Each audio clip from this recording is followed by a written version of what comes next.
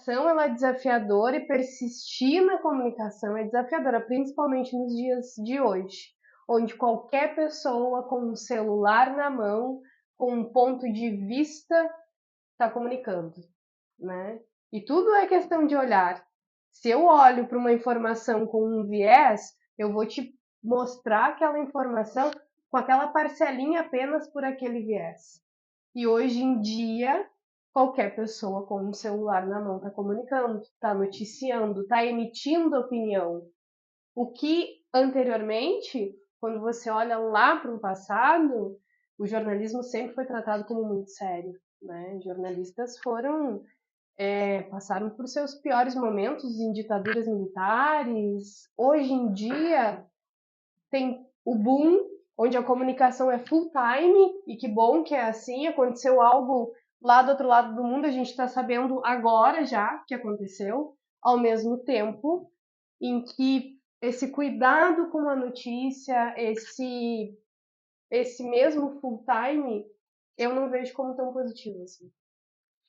Antes da gente entrar ao vivo, nós estávamos falando sobre o desafio da comunicação. E eu vou puxar essa pergunta já para cá, pelo gancho que você puxou. Hoje, como você falou, as notícias estão chegando muito rápido, porque o celular está na mão das pessoas. Como que o jornalismo sério está lutando contra as fake news hoje?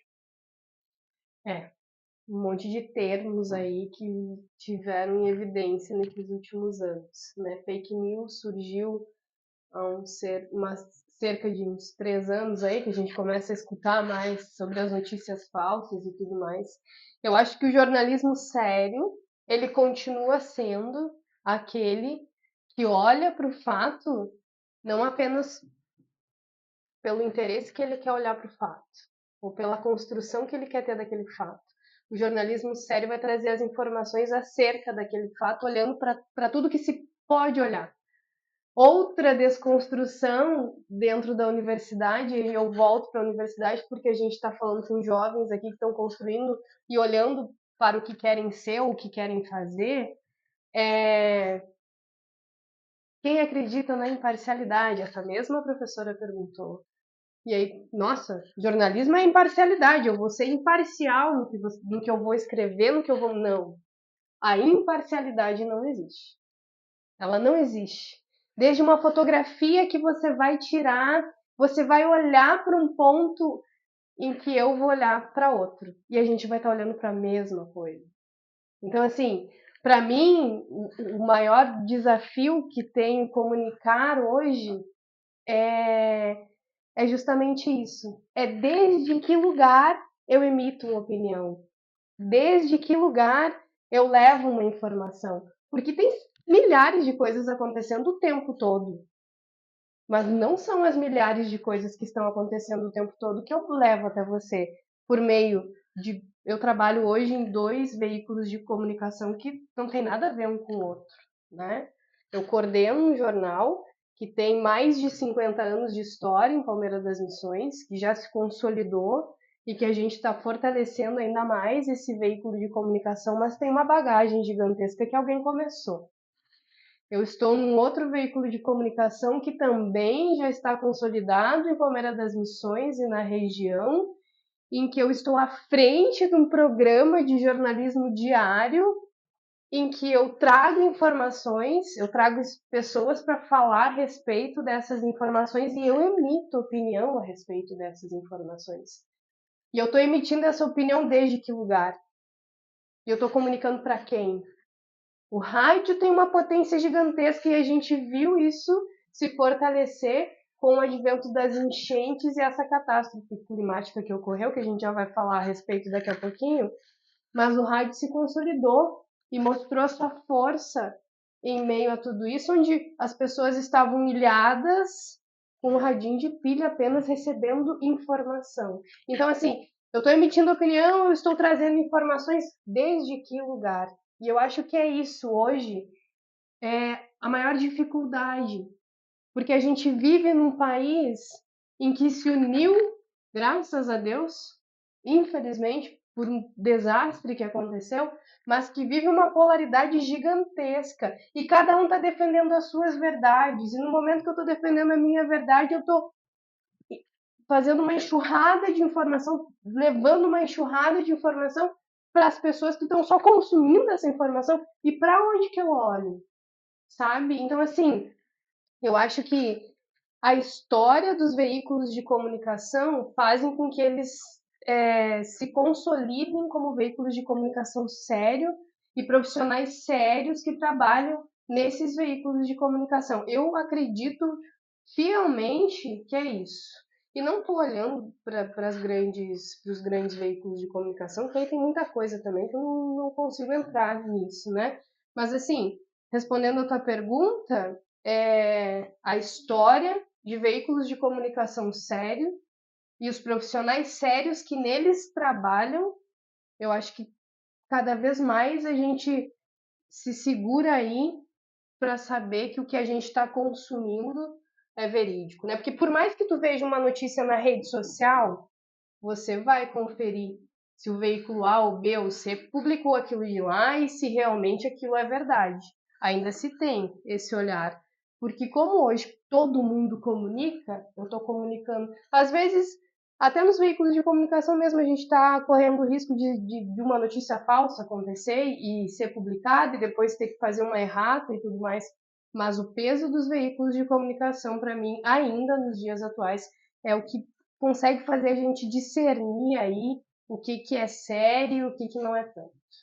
Antes de eu fazer mais alguma pergunta sobre a sua graduação, as pessoas que propagam fake news, elas são, na maioria das vezes, bruscamente reprimidas, né? E algumas atribuem as fake news à liberdade de expressão. Quando que a liberdade de expressão acaba? Quando eu firo o outro. Para mim, é aquele negócio, meu direito acaba quando eu chego e invado o direito do outro.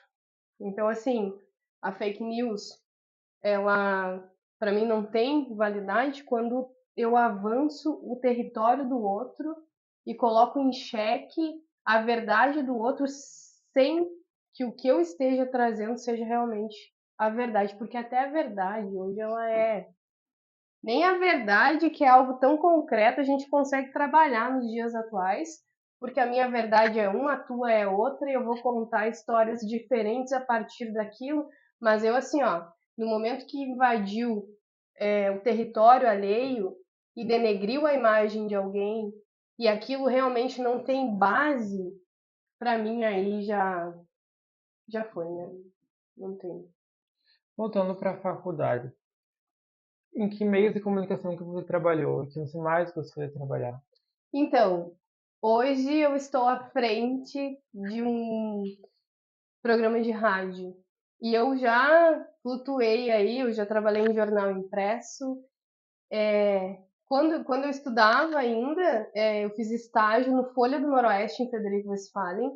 Depois do Folha, eu fiz estágio na Tribuna, aqui.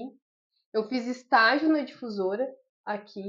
Aí depois que eu me formei, eu assumi o jornalismo da Rádio Difusora. E o rádio me pegou de uma forma assim que depois que eu saí, eu fui embora, eu assumi a comunicação de um colégio particular de Brusque, em Santa Catarina, era responsável por toda a comunicação da escola, que era gigantesca. Depois de lá, eu fui trabalhar numa televisão, eu trabalhei em TV, trabalhei numa TV local de Florianópolis. Eu trabalhei num portal de notícias de Floripa também. Então, eu trabalhei no digital, eu trabalhei na TV, eu trabalhei no impresso.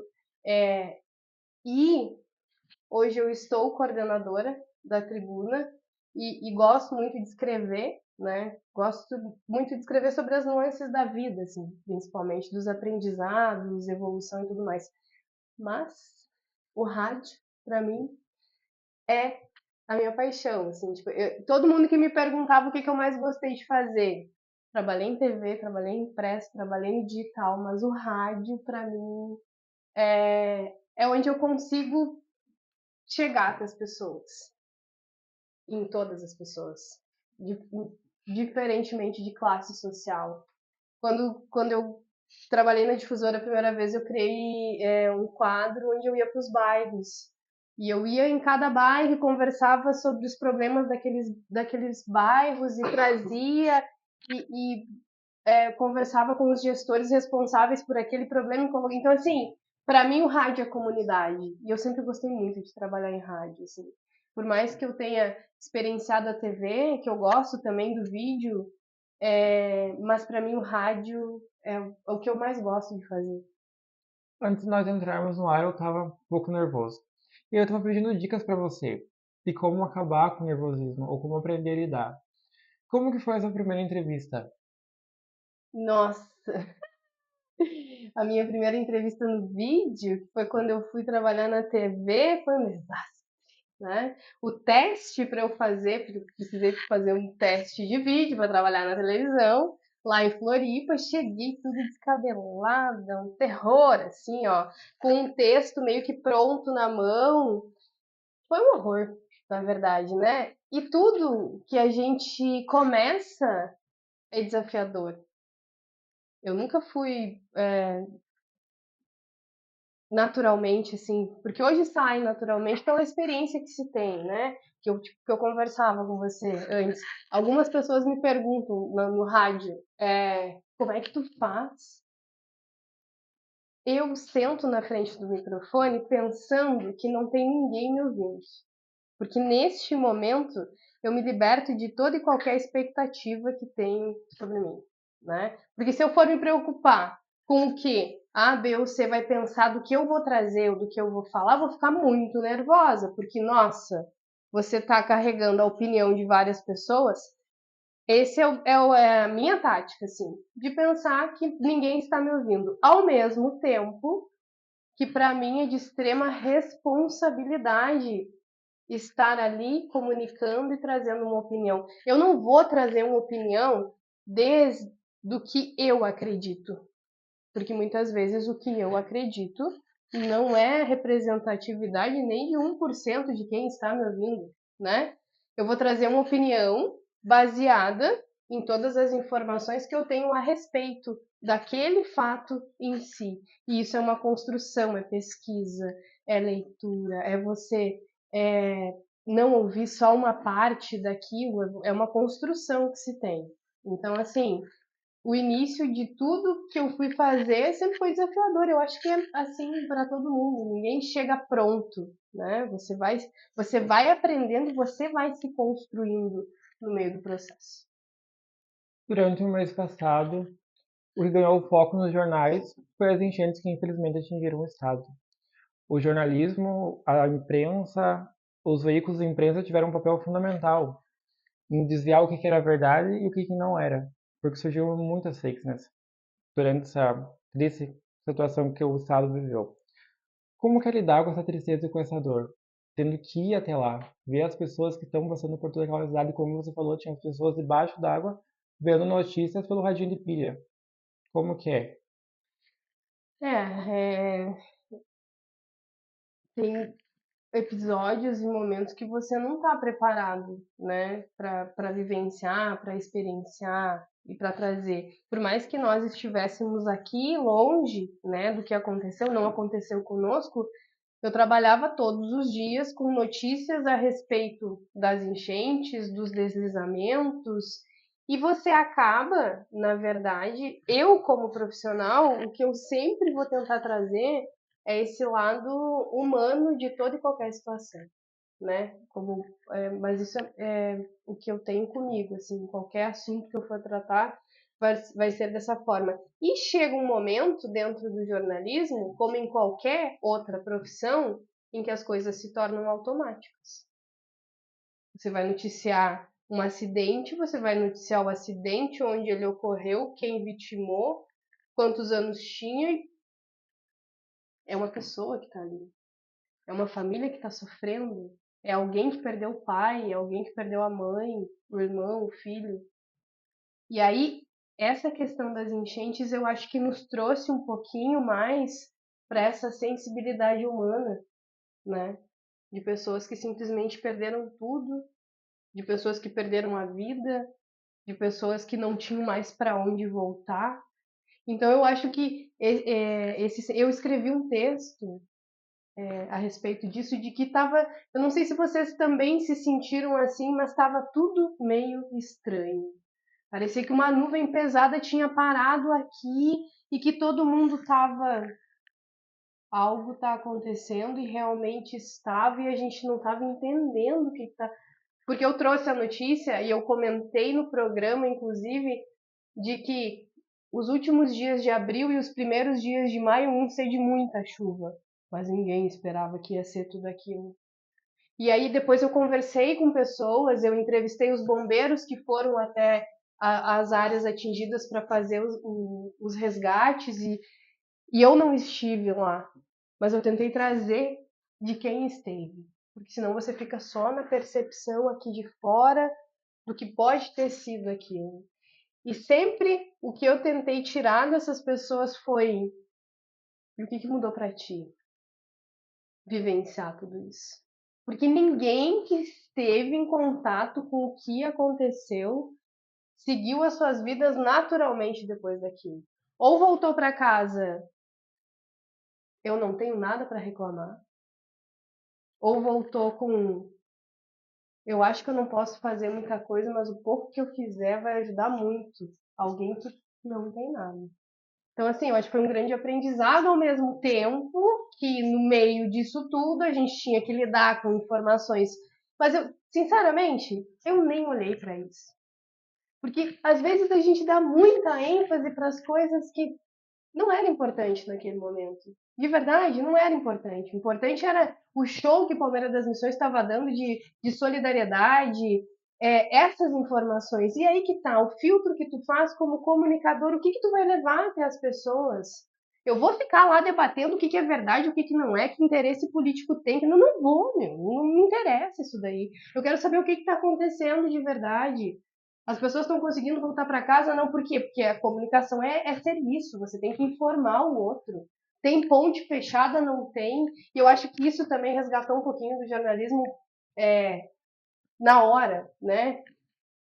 Onde que está alagando, sai daí, não sai, o que vai ser feito, o que não vai, onde é que estão indo as equipes, quais os trabalhos, ao mesmo tempo que a gente tinha que noticiar todos os dias que já morreram X de pessoas, que tantas pessoas estavam desabrigadas, mas onde que estavam sendo realizadas as doações, o que estavam sendo feitas, para onde estavam sendo levadas. Eu olhei desse momento dessa forma, porque se a gente fica só nesse negócio de política e nananã, vira tudo em torno disso, assim. E eu acho que a gente precisa sair um pouquinho disso, sabe? Sair desse Colocar na mesa o que realmente o que importa, né? realmente importa, o que realmente importa, né? Às vezes eu acho que a gente está se perdendo no meio do que realmente importa.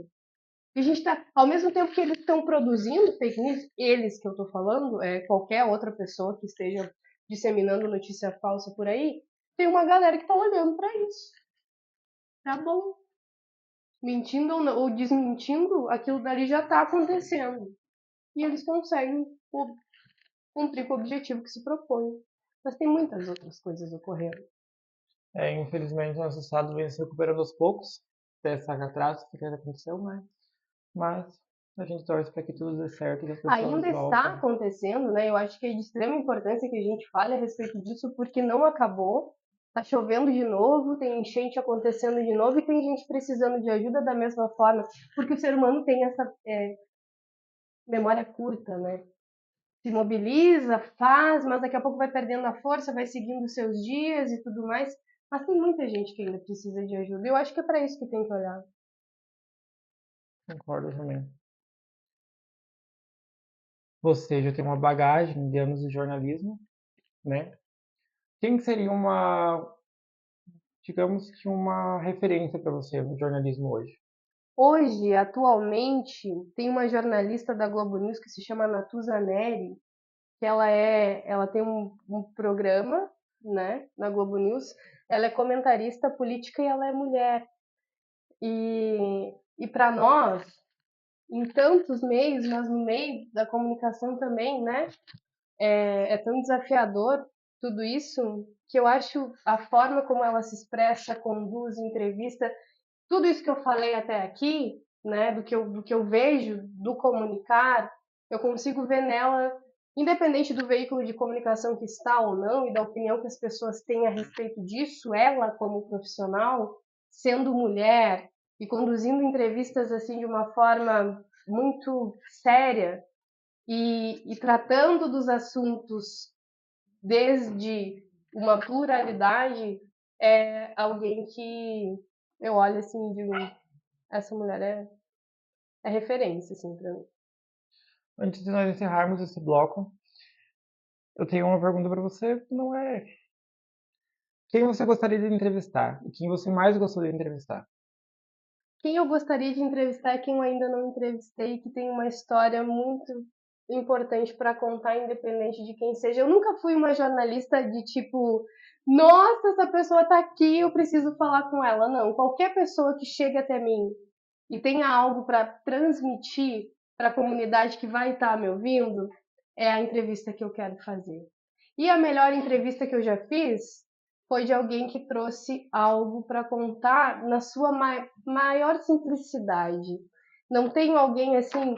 Já entrevistei muitas pessoas no rádio, já entrevistei autoridades, já entrevistei gente famosa, podemos dizer assim, mas as entrevistas que eu mais gosto de fazer são as que têm uma simplicidade gigante, que transmitem algo que, se uma pessoa ouvir e repensar algo ou tocar de alguma forma, para mim o que eu vim fazer aqui, o propósito que eu tenho, porque para mim o comunicar é um propósito.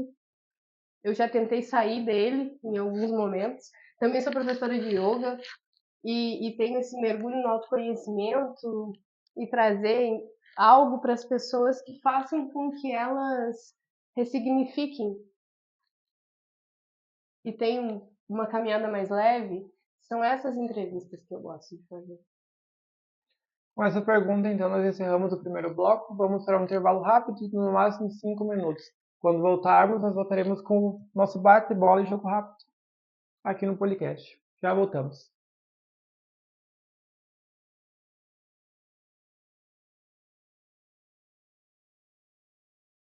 Estamos ao vivo de volta. E agora a gente vai para o nosso bate-bola e jogo rápido. Me localiza aí.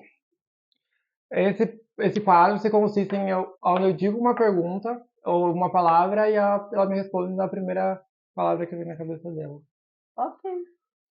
Família é? Tudo. Jornalismo é? Vocação. Um sonho? Viver com mais liberdade. Uma frase? Não faça para os outros o que você não gostaria que fizessem para você. Essa é boa, né? Essa é boa. Voltando para nossas perguntas aqui. Você já tem muita experiência, como eu já tinha mencionado no bloco passado, por os anos de carreira. Que dicas que você daria para quem está começando no jornalismo hoje? Trate a comunicação com a seriedade que ela exige. Não trate a comunicação como qualquer coisa, porque você pode estar influenciando na forma como alguém pensa. Trate a informação com seriedade. Além disso, não é só na forma como alguém pensa, mas como as pessoas podem agir, as decisões que vão tomar. Hoje, toda e qualquer coisa que a gente vai fazer, uma decisão que vai tomar, a gente vai para a internet para pesquisar algo a respeito. Isso é o quê? Informação. Então, trate a informação com seriedade.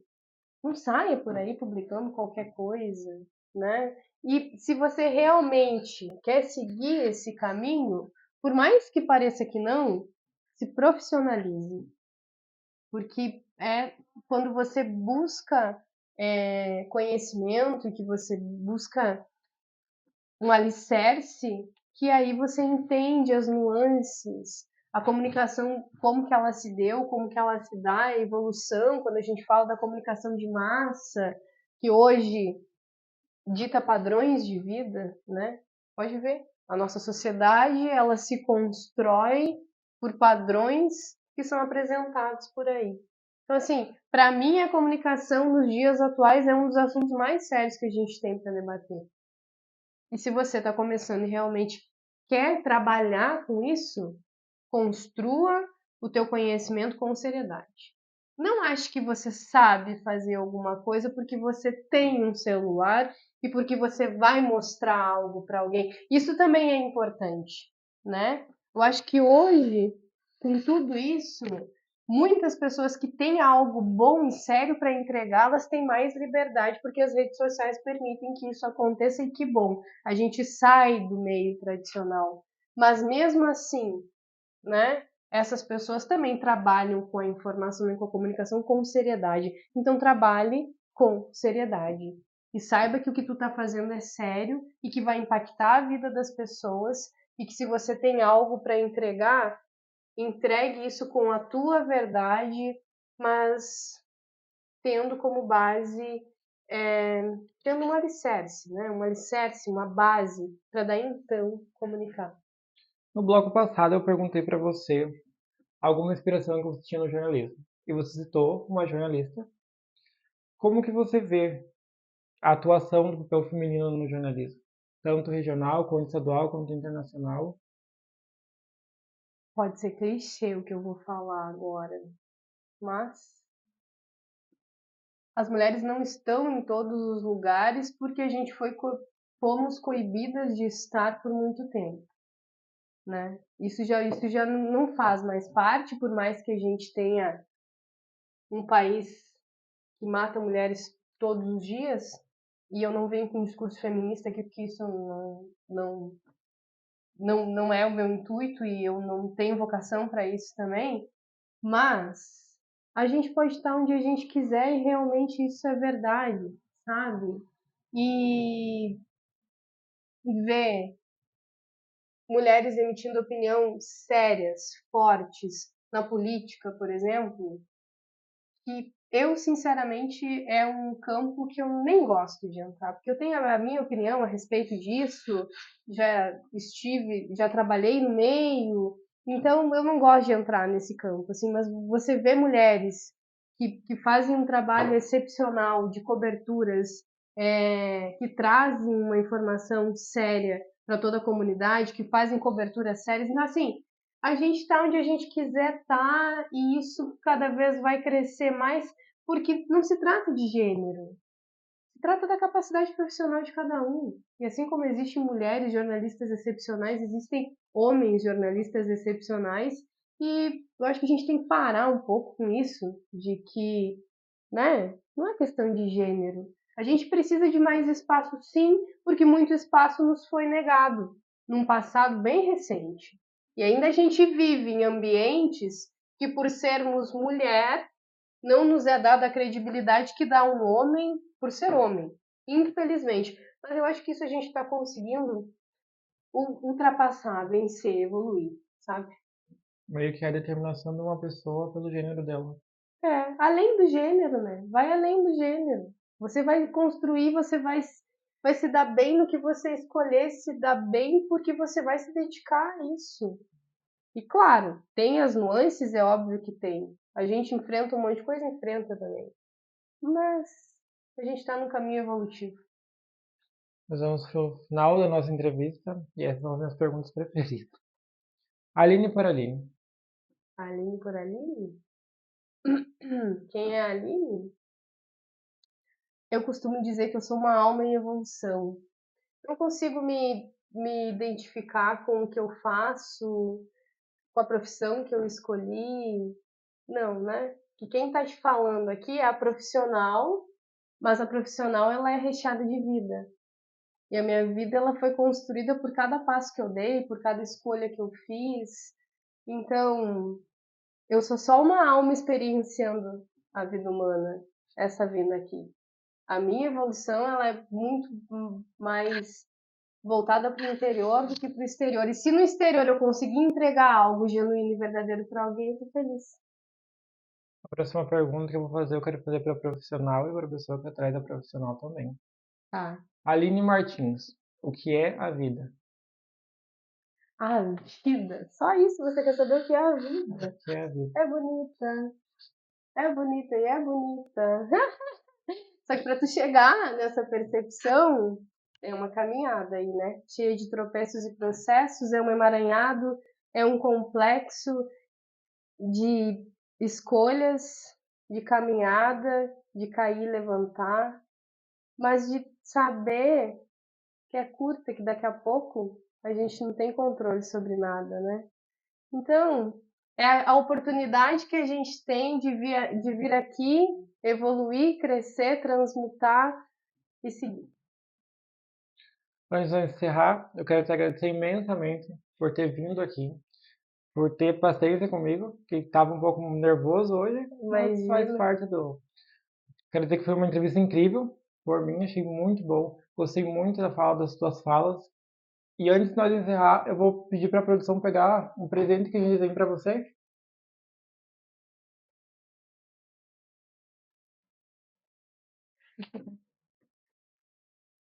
Produção, por A favor. produção vai ter que passar um pouquinho na frente da câmera, mas a gente não tem problema.